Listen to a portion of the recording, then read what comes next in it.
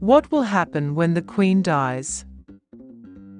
Leaked documents outline meticulous protocols already put in place for when the Queen dies.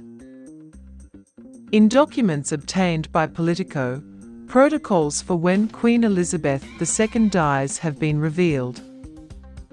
Called Operation London Bridge, the hugely detailed plan has everything in place from the very moment the Queen passes away.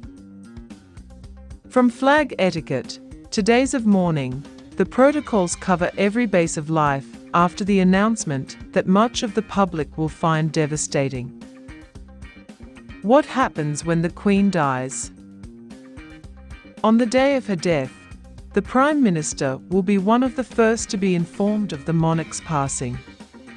This message will be delivered by Queen's private secretary and sent to members of the Privy Council office. MPs and senior civil servants will receive a call and an email stating, "Dear colleagues, it is with sadness that I write to inform you of the death of Her Majesty the Queen." This will sit in tandem with an announcement on social media, and flags are to be at half-mast within 10 minutes of the news.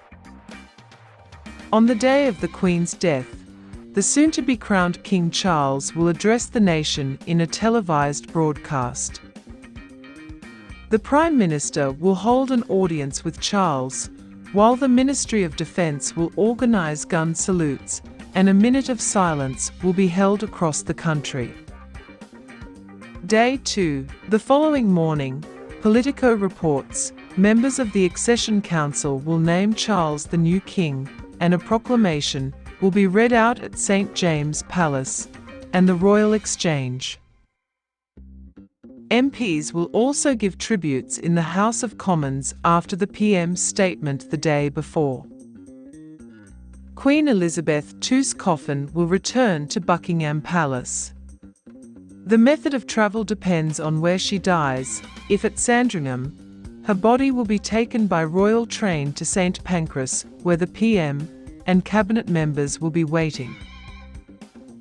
Days 3 to 4. These days will see King Charles set off on his UK tour, visiting the Scottish Parliament and St. Giles Cathedral in Edinburgh, then Northern Ireland's Hillsborough Castle, and a service at St. Anne's Cathedral, Belfast.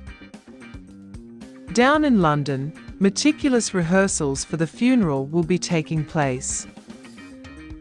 Day 5.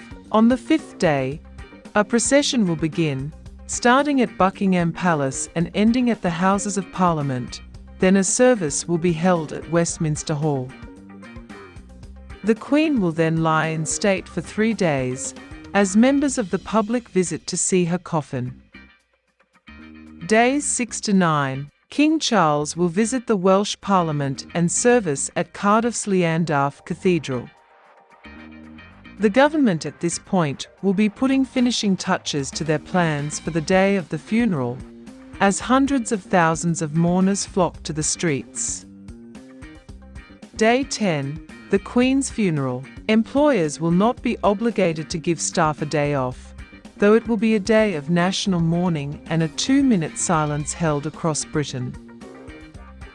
The funeral will take place at Westminster Abbey, followed by a committal service at St. George's Chapel, Windsor Castle, where Queen Elizabeth II will be buried, the King George IV Memorial Chapel. Thanks for watching. Please share, like and subscribe.